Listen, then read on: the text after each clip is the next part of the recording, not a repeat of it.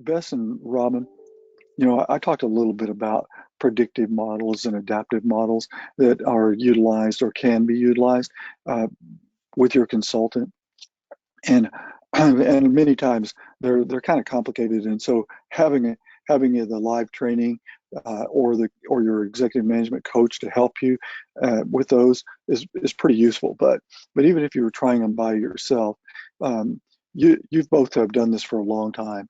What do you feel like is your favorite instrument or adaptive or predictive model in the library? Bess, would you like to go first? Or? Sure. My favorite at this point, we're always adding new stuff, so it might change, but my favorite right now is really the optical sales analysis spreadsheet. That is one, Robin, you recall from the years of consulting. It is a hard project. Very much so.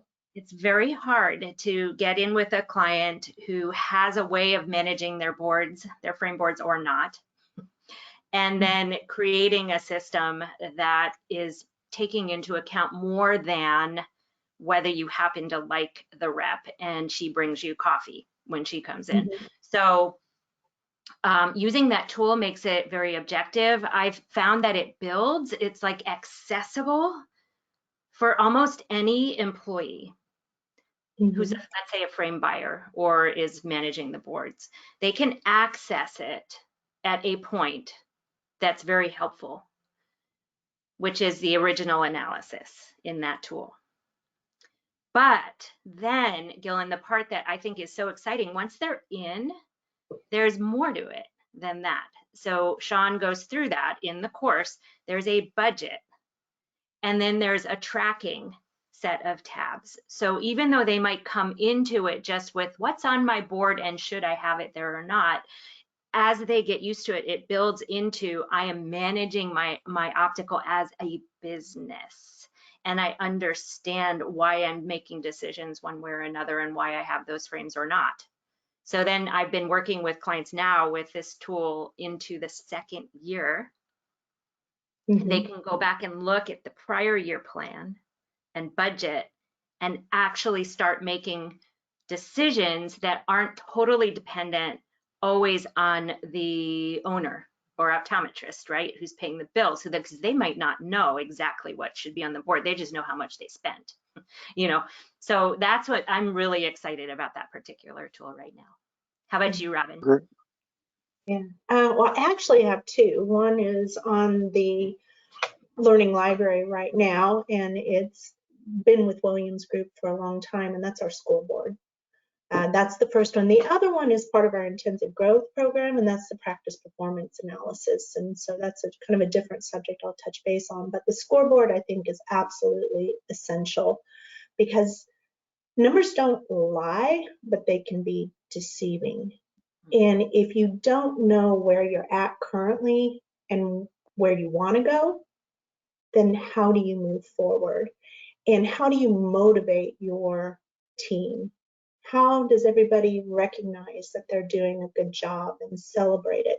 How do they step back and say, you know what, this is where we hit our benchmark, but we didn't right here. So what were we doing that was successful before that stopped? And so having our scoreboard allows you to track your schedule, your optical, like you were saying, those results from the optical analysis, your clinical side, your contact lenses, your accounts receivables, and being to actually look at that and as a team ask the questions. What was our goal? Where are we at? What did we achieve successfully?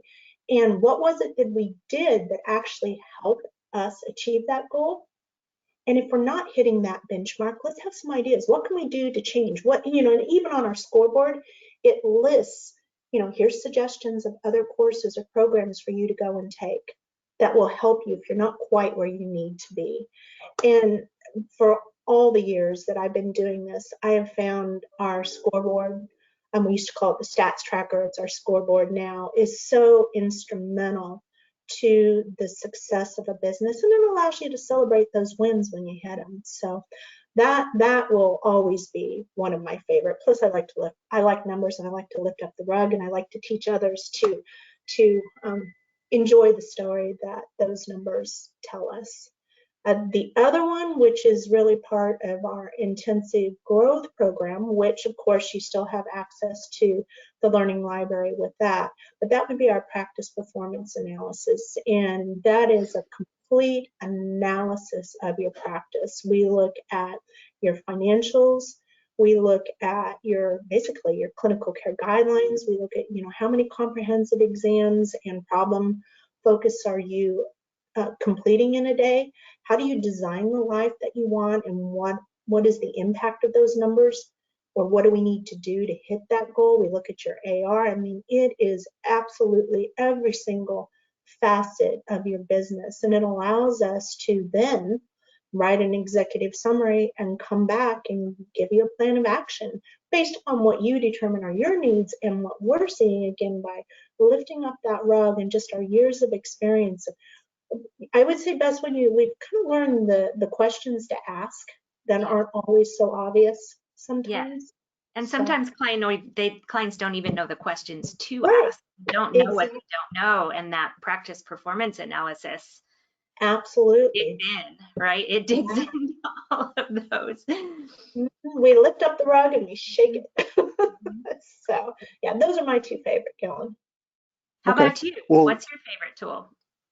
well, I tell you, I love them all, and and in our practice, our staff actually like them too. So I want to talk just for a second about how do you actually make this work, because some of these tools take some time, or these really they're two things. They're adaptive models and they're predictive models, and they're not something that sometimes you can just throw together in a few minutes. And so having a staff person who maybe is a little bit of a excuse me, a numbers person who kind of likes to do this stuff, to put them together and talk to you about them is really nice. And in our practice, even though we didn't have instruments this powerful, but the ones we did have, many times my practice administrator or our insurance coordinator would bring them to me and say, hey, look at this, I think we could change this and it would influence XYZ. And so we really don't have a model that I'm not excited about. Some of them are extremely powerful at maybe helping you see low-hanging fruit or just things that you're not meeting clinical care guidelines. But in my own practice, I would actually build a calendar of how often I was going to revisit these models, whether it's going to be monthly, whether it's going to be quarterly, whether it's going to be every time there's a change in frame pricing from my vendors, whatever it might be. Because Bess talked a moment about the optical pricing analysis, and it's an extremely powerful but somewhat complex tool. However, if you're not looking at that pretty frequently, you can get caught in a period of inflation and be underpricing your frames, and you're actually losing your margin very quickly when you have to repurchase. So there just isn't one that I don't love. Some of them I've participated in and in significant ways, and they have a little piece of my heart, but there's really not one that I think I like more than another. I can just see huge power in all of them.